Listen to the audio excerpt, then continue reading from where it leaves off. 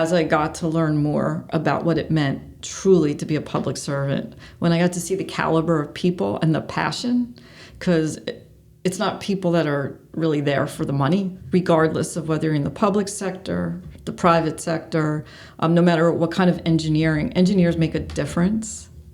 And then you combine that with being in the public sector, the impact is so meaningful that it really becomes part of who you are.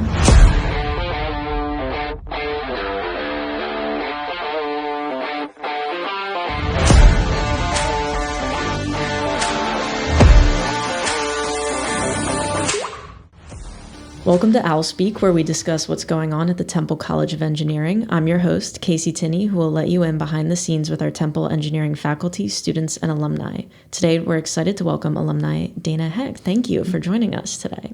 Thank you for having me. Coming back is always a privilege, and I mean that. It's not just words. I love being here. We love to hear. We love to have alumni back. It's awesome. I guess we'll jump right into it. You have a long work history in the public sector. So I guess we'll start with, what was your degree in, and what's your work history with the public sector? So my degree is Civil and Construction Engineering Technology. Okay. When I started at Temple, it was actually my third college. I did community college. I stopped. I went back. Then I went to University of Arizona. Did not finish the semester. A friend of mine from community college was coming here, and I came to visit him. And as soon as I stepped on the campus, I knew.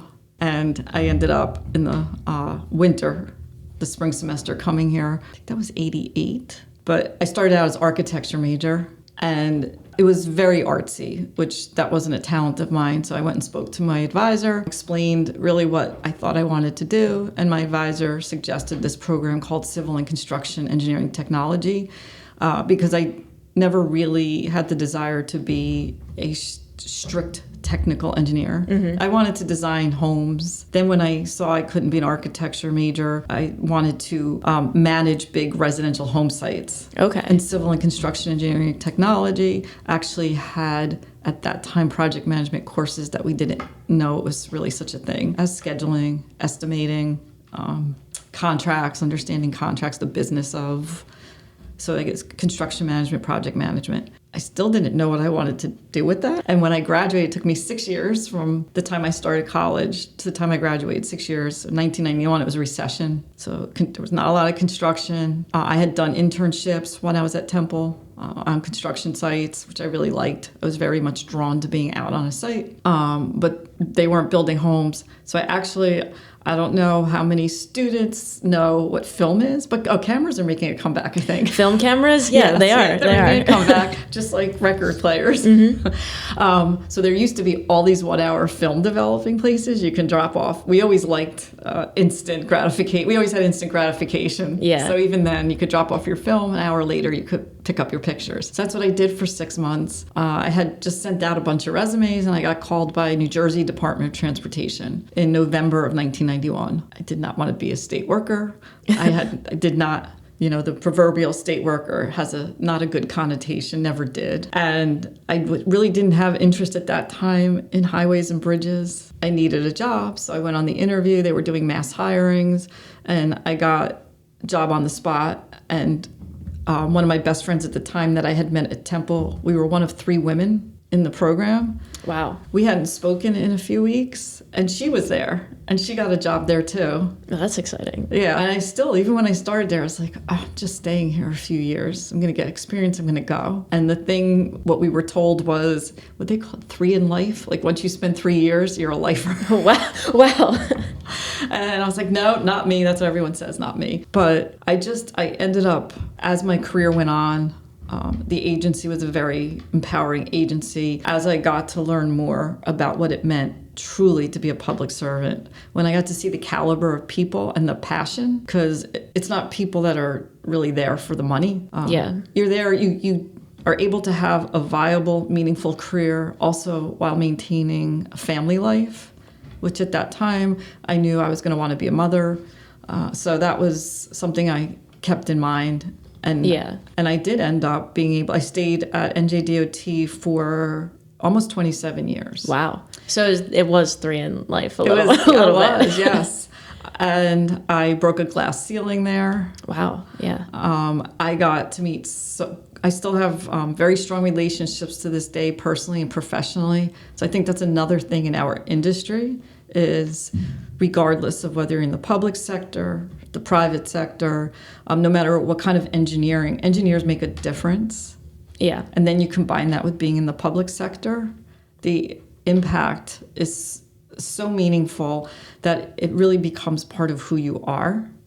Yeah. And so learning to be able to have balance, and how do you, when you really love and have passion for what you're doing, when you're really able to make a difference, how do you shut that off? And how do you not bring that into everything you do? So that's something I actually am still learning. But my last role at NJDOT was the Director of Project Management. So that meant all of the major projects that the NJDOT put out. A lot of people that in southern New Jersey and Philadelphia are very familiar with Ocean City, New Jersey. Okay. And the big Route 52 Causeway Bridge with the fishing pier, those are the kind of projects I got to be involved in. Those were the type of projects that were done within project management. Even simple paving projects. Every project's important. I used to tell people that even potholes, that's quality of life and safety for people that use those roads every day. So very true. My husband, he works for a company that he was working in Central Jersey, and they were consolidating, and he had to transfer to Long Island. So that's what predicated me leaving NJDOT. Okay. And at that time, there was an individual that knew that I had to leave NJDOT. So I was asked if I wanted to come lead a mega project, the Portal Bridge for New Jersey Transit. So that's what I did because I could commute from Long Island to New Jersey Transit. Okay. After 6 months, I did get an opportunity to go to Port Authority and work on the path extension, which was a project that now it's not proceeding in the manner as originally designed, but it was going to extend the path, which is Port Authority's light rail from Midtown Manhattan, Lower Manhattan into Jersey City and Newark. Okay. They were going to extend one branch from. It currently goes from the World Trade Center to Newark Penn Station. They were extended to the airport. Okay. So that was a $1 billion mega project that I was leading that program management team. And the bus terminal, which is in Midtown Manhattan, they gave me that project to lead as well. Okay. Those were quite different than the types of projects at NJDOT. I actually missed the smaller state of good repair projects. Okay. So the agency that I'm currently at, I got the opportunity to go back and lead a large team and these state of good repair type projects for this transportation agency. And then I got an opportunity in December of 2023 to move into a more strategic role, which is more focused on synthesizing project management best practices throughout all of delivery and how the projects are being executed in an efficient manner. So kind of project managing. Is that a way to describe it? Or yeah, program managing, project management. Yeah. Okay. Yeah. Could you define, I think you said state of good repair. Could you kind of define that for our listeners? Yeah. So a lot of people pay attention to, like they're building the Walter C. Rand. I think that's a project now in Camden. I'm trying to think of relevant projects here that are not state of good repair. State of good repair would be painting a bridge, building or repairing a substation which feeds power to rail, to either your PATCO or your SEPTA. It's kind of the behind-the-scenes projects. We call them the non-sexy projects. Yeah. The ones that people don't know about, but they're the backbone. They keep the systems operating, even filling potholes in a roadway. Yeah. Those are state of good. Keeping something. So if it's your house and your windows are leaking, okay, or you're keeping your house in a state of good repair. So kind of you don't know how important it is till it's not working, but you don't want people to ever have to experience it not working. Right. Okay. Yes. And you want to hopefully even have programs that are proactive, and just like you might have a maintenance contract for your air conditioning, your heat at home. Okay. Because you're keeping it in a state of good repair. Yeah, living in Philadelphia, I'm with you on the pothole issue that they're very important. So you talked about how you didn't want to work in the public sector at first. You don't want to be the, stereotypical state worker people think of. What were some of the benefits and challenges of working in the public sector, maybe versus the private sector that you've heard of? Right. Because I've never worked in the private sector, I can't speak firsthand. But I guess along my journey, what I have really found is, as we all know, nothing is perfect. I actually personally do not like that word. Yeah. Because it's not real. It's not achievable. Mm-hmm. But you have to know what imperfections you can live with. And that's with anything in life.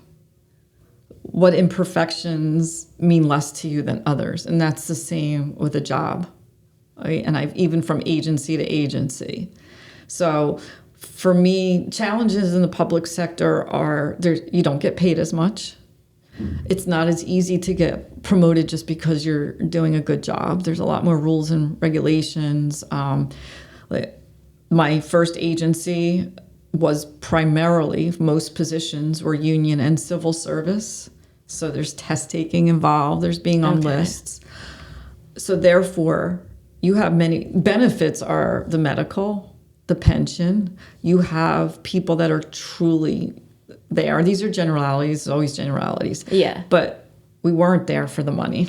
Yeah. Right? So you're working with a passionate group of people.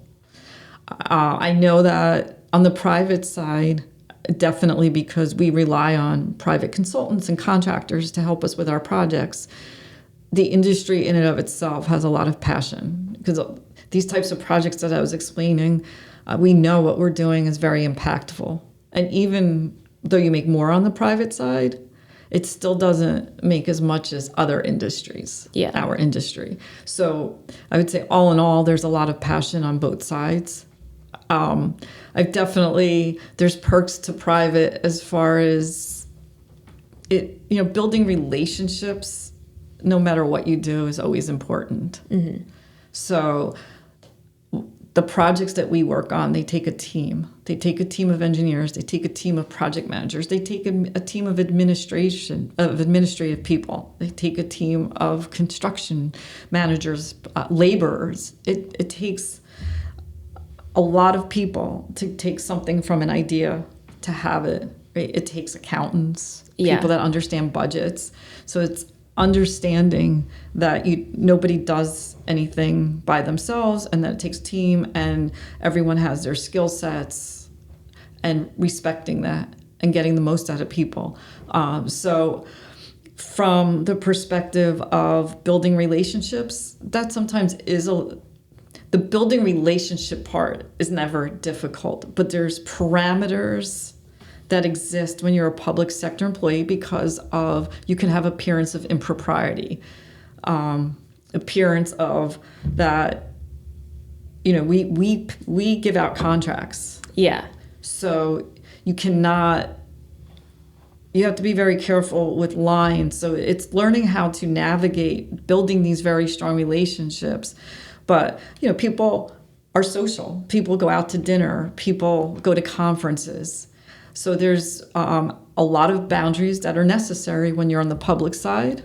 And there are boundaries on the private side. It's just not as strict as on the public side. Got it. So it's figuring out how to, of course, ethics being in the public sector and a public employee are paramount. Mm-hmm. And so are relationships. So staying within all those boundaries to build those relationships, to be able to build these teams and to work successfully to maximize and make the most out of the public dollars that we use to bring our improvements forward. So I think for me, the benefit or what has kept me drawn into public service, in public sector side, is the passion that people bring to the table. And the fact that there are perceptions of public sector workers of being, quote, lazy, and it's the farthest thing from the truth. Yeah. Right? Because we're not there for the huge paycheck. Yeah. We're there because we want to do what's best. We're stewards of the public dollar. We're making decisions on behalf of the people that aren't there to make those decisions. And we take that very, very seriously. And that's something that I try to let people know whenever I can. Yeah. That you have a lot of people that care, a lot of people that are there because they want to be there, and they're trying to do the best with the public dollar. I think that's always good to hear that, people truly care about their job and, the good of society. And you talked a lot about passion. Everyone there is passionate about it. If you're able to, what are some of the projects that you've worked on in your career that you're most proud of, or maybe that you thought did the most good? It's always such a tough question because I've been so lucky I feel like we focus so much on projects, but I've been part of mentoring programs. Okay, yeah. I helped establish a mentoring program at NJDOT. I don't know that it's still going on, but I still mentor, I co-chair a mentoring program for a women's industry organization. They're actually WTS. I don't know if you've heard, they have a Philadelphia chapter. I feel like that sounds familiar, yeah. So I think it's such a hard question. I think that's to me is such a privilege and a blessing that I have such a hard time answering that question. Yeah. During COVID, leading teams virtually, there was how do you thank people? Like a lot of times we bring pizza in or whatever. How do you do that during COVID? That's true. Yeah. I sent out like DoorDash or Seamless gift cards or whatever was the thing at the time during COVID to my team. And then we had a virtual dinner where everybody ordered in what they want. And that was a way to thank them. So besides transportation projects, which I've worked on, bridges, there was an innovative use of a shoulder in Central Jersey, which NJDOT keeps expanding. That was something that began under my leadership when I was there. It was such a low-cost, simple improvement. And I keep hearing, my daughter texted me, she's all excited because it's extended and it's taking stress away from her and saving a few minutes. And I remember when I was at DOT and we first put this in, the people reaching out to me saying, thank you. Wow. Because it made their drive less stressful. And it was such a low cost. So I know a lot of times we focus on these mega things, but I've been lucky to work with individuals, to work with teams, to work on infrastructure projects that I think I have such a hard time answering that question. So I'm sorry that I can't just name one, but it's the fact that I've had this menu of opportunities in so many different facets. I work a lot with younger people. I help younger people with resumes because I think a lot of times they don't realize when they're coming out of college all the transferable skills that they have from non-industry related jobs or short internships. Mm-hmm. So helping to take what they have on their resume and expand it into something that will translate into getting their next job and doing mock interviews with them. So this role in the public sector in my career of almost 33 years has allowed me to work on all these different facets, and that's my favorite thing. Wow, that's amazing. I mean, like you said, it really is a blessing to not be able to pick which one you thought was the most meaningful to you. I want to go back. You talked a lot about mentorship, and I guess we'll tie that into why you're back at Temple, why you keep coming back to Temple. So I know you're on the board of visitors here, correct? You have a scholarship established. You judge our senior design competition. Yes. Why do you keep coming back? What do you love about Temple? Why do you love participating with these students and alumni? So I always equate from the first time I stepped on Temple's campus, right, visiting my friend. Yeah. To meeting that person that you want to spend your life with forever. That's you and Temple, yeah. Yeah. It's really kind of silly, but that was the feeling I got. And there were a lot of years that I was not involved. And I wanted to be, but I didn't know how to be. But I always came back for basketball games every year. My kids were brought up coming here every year. That's awesome. As a matter of fact, really cool. So one of my, him and his wife, they're one of my best family friends now. And that all came about. He worked at NJDOT. He's now with a private consultant, but found out he went to Temple because we are everywhere. Owls are everywhere. Owls are everywhere. Owls are everywhere. And we started the tradition of going every year to a basketball game as families, took the kids, right? Our kids are married. And wow. Yeah. Actually, that's who I was just visiting. They rent the house on the Chesapeake. Okay, yeah, you told me earlier, yeah. Right.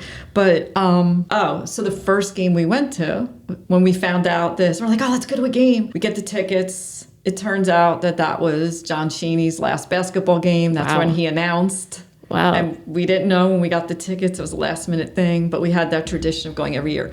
Then I got a letter from a woman that, hey, I'm an alum, that to me, I'm an alum, and she was reaching out to alums. And so I reached out to her. She wasn't here that long, but from her, I met Amelia. Okay. And Amelia and Amanda and Kia. In our development office and our dean, Kia. Yes, Dean Kia, and yes, Amanda and Amelia that are really involved in growing with the alumni in the college. That's how I started getting involved. So any opportunity that came up, I was like, yeah, I'm there. Always coming back to Temple's campus. I think that's a pretty lucky game to get to. I can't get over that John Cheney's last game. Yes. So what is your role on the Board of Visitors? What are you guys doing to stay involved in the school and helping the college? So we become like subject matter experts. There's a chair and the dean is there, right? And then we get presentations from faculty. There's faculty there. And then we become like industry subject matter experts on how to help grow the student body. What things are advancements in the outside world? What can we bring to the table to help keep the engineering school progressing, to extend its reach, both from a student body perspective, from a knowledge-based perspective, and it's all sectors of engineering. So you have electrical, you have people that own their own companies. Okay. Right. There were people on the board that got their undergrad, their master's, and doctorates. I believe there was even a lawyer that, was in engineering. So you have so many different perspectives. That's amazing. Which is also one of the great things that I've always loved about Temple. It's always been a school of diversity and different perspectives. I agree, yeah. And so that's always been something that's important to me. And especially when you're on a team, you need that. Definitely. Right, diversity and listening and learning to how people hear and perceive. So I think that's what the Board of Visitors is about. Okay.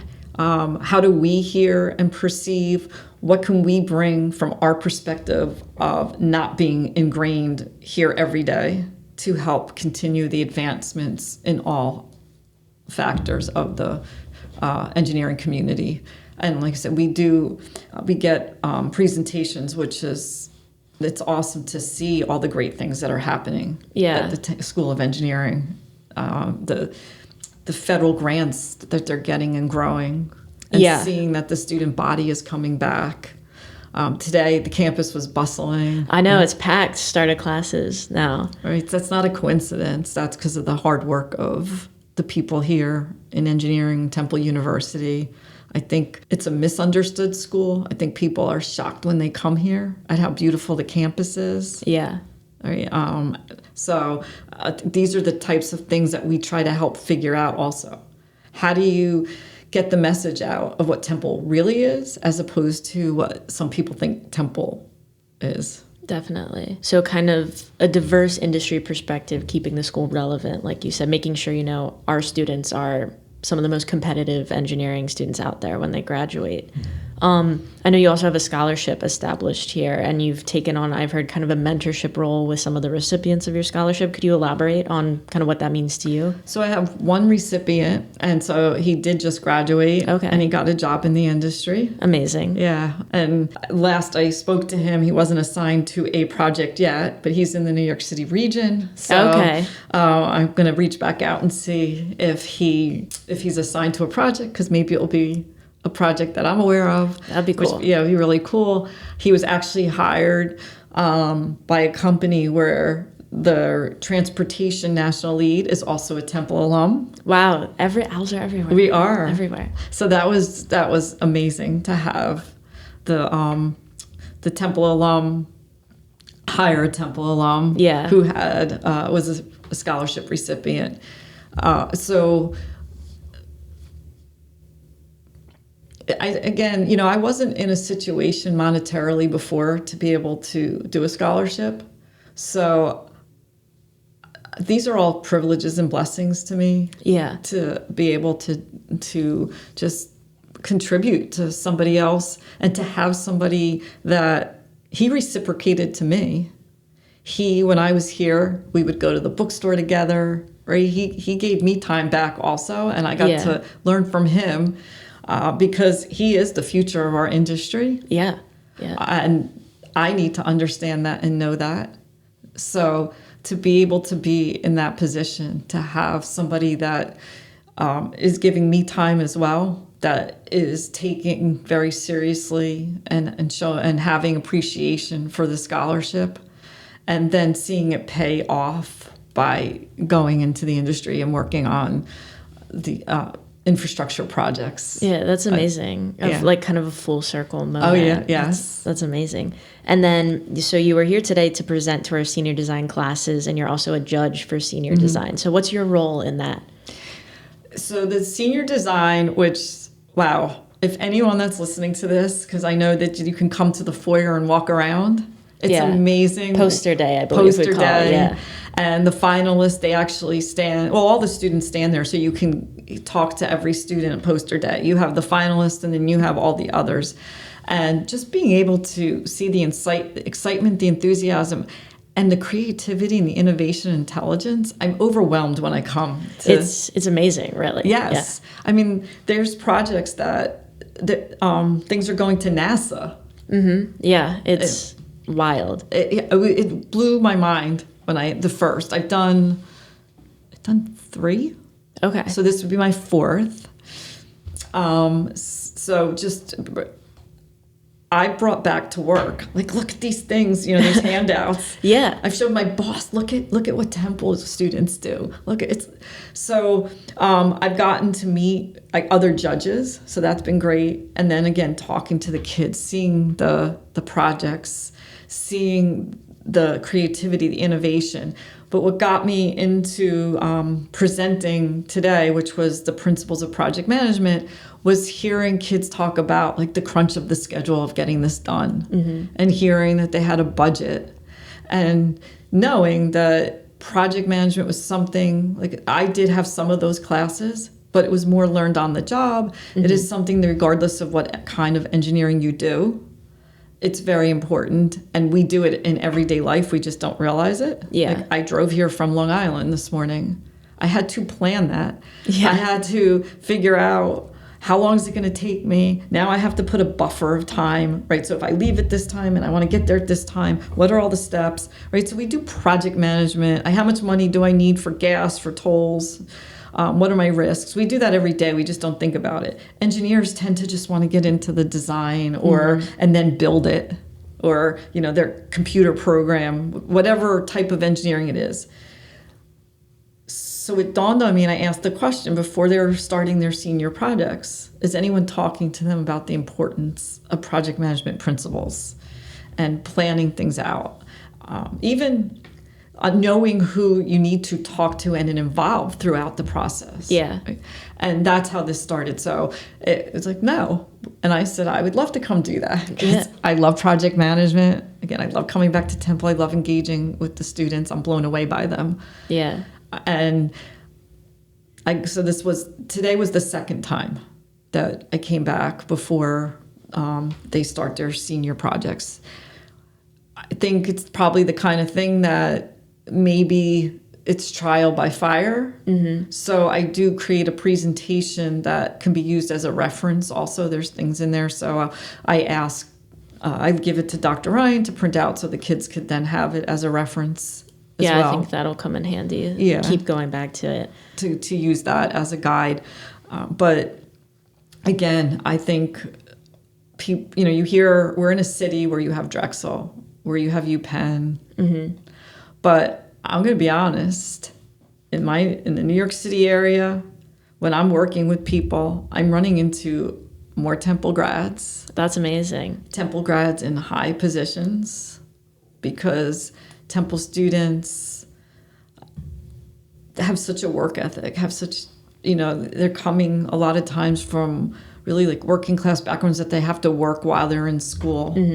And so when we call it grit. I was on a panel where we called it grit. Yeah. Temple students have grit, and you see that translate into the real world. I definitely agree with that. And I see that when I come here. I think it's part of the draw of coming back. Yeah.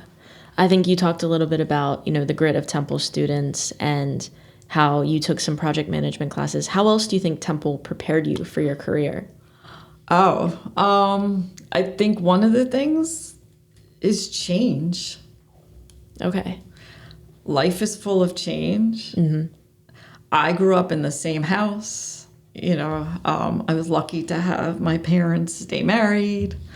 I had very little change. Went to the same school system. And then I changed college 3 times. I changed my career. Yeah. So that was starting to learn how to adapt to change and make the most out of it is number one. I think part of that's a learned behavior. It was for me. Yeah. Another was even, I think, an appreciation for diversity.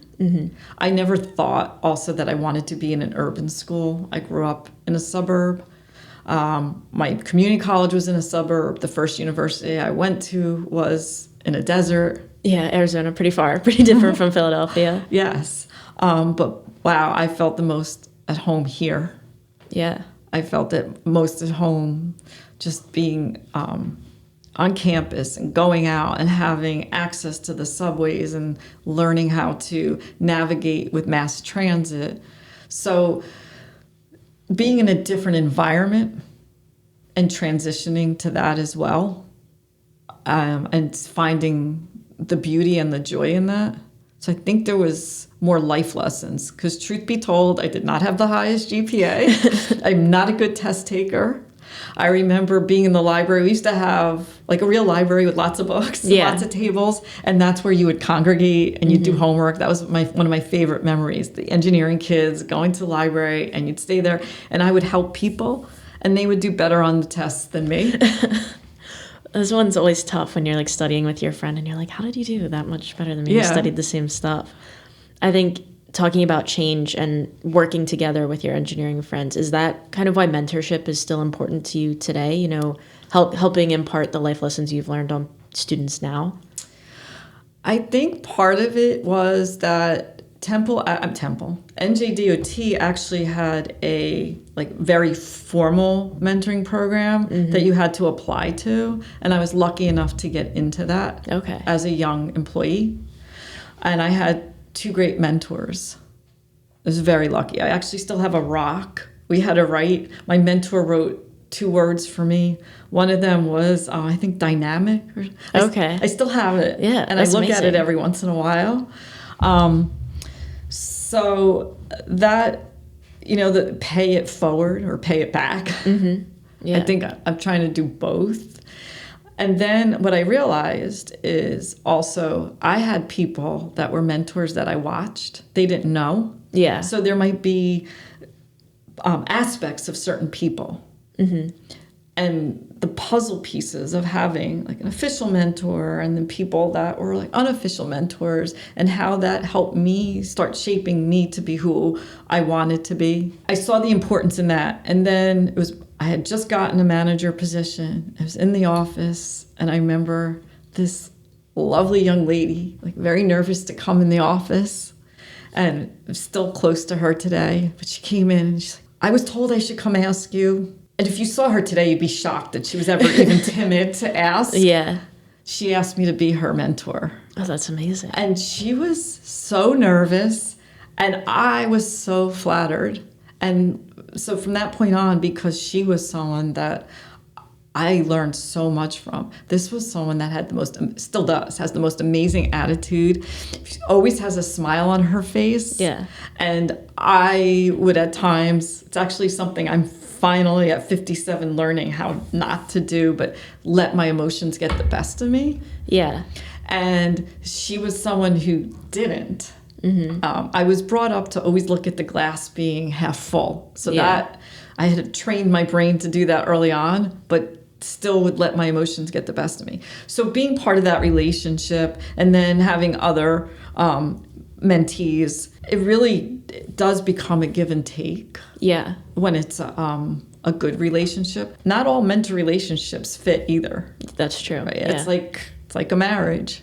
So there has to be truth and reality. And if something's not working, that's okay. Yeah. As a mentee or mentor, it's okay to say that because it's the best for both and to help facilitate finding another better match. Yeah, I think that's a nice way to look at it because, not everyone works as a mentor-mentee, so. So that just, I think, coming from a culture. So that was why then the manager that managed that mentoring program, he left, and unfortunately that disbanded. It was actually a succession planning program. Okay. But that's what started showing me culturally the importance of that, and then having experienced it early in my career, being in a position that people saw me as such, how could you not want to be part of that? Yeah, I agree. That's amazing. I guess kind of to tie it all together, what advice would you give to current students when they're, planning for a career or just trying to get through school? What's some advice you have for current students now? My advice is, number one, do internships during college when you can. I know a lot of colleges now see the importance of that and have programs for summer internships. Take advantage of that. Take advantage of making contacts and relationships. There's a lot of people in the industries that want to help and be there and guide you, and not necessarily even for the company that they're in, but take advantage of that too. Ask those people questions. I also just be true to yourself. Know what your passion is, know what your skill set is. There's a book that I like to give out. It's called Strength Finders. Okay, is this the Clifton Yes. Strength? Okay, yeah. We familiar. do this in the mentoring program, but there's one story in there that I love, because you take that computer test and then it provides you your 5 top strengths and then what they mean and how you can utilize them personally and professionally. But the story in there's a movie called Rudy. Okay, yeah.